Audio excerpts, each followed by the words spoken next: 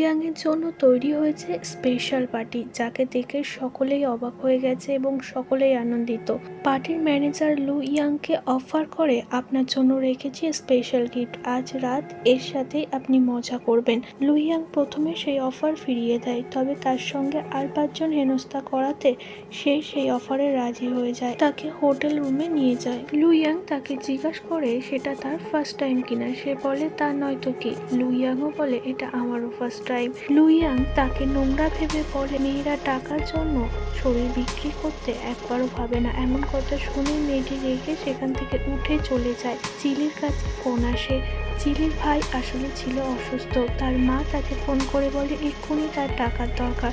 সে যখন তার বান্ধবীর বাড়িতে যায়, তার বান্ধবী একটা অফার দেয়, বড় সিইওর বাড়িতে কুকিং এর কাজ আছে, তুমি যদি সিলেক্ট হয়ে যাও তাহলে অনেক বেশি স্যালারি। সে সেখানে তাড়াতাড়ি চলে যায় এবং তার পছন্দের খাবার সে রান্না করে। সেটা খুবই ভালো লাগে ইয়াংচো কোম্পানির ওনার। সে টেস্ট করে বলে এ তো পুরো আমার দিদার হাতের রান্না, একেই আজ থেকে আমাদের কাছে রাখবে। জেলিকে থাকার জন্য চাবি দেয় ম্যানেজার। পরদিন তার নাতি বাড়িতে ফেরে। তার নাতি ছিল আর কেউ না, লু ইয়াং।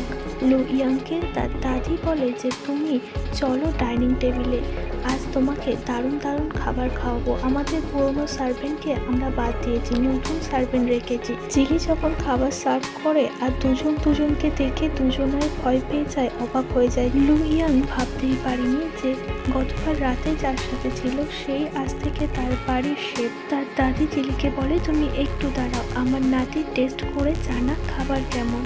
যখন লু ইয়াং খাবার খায় তারপর সে রিভিউ দেয়, ওপর থেকে গোলাপি আর ভিতর থেকে নরম তাজা।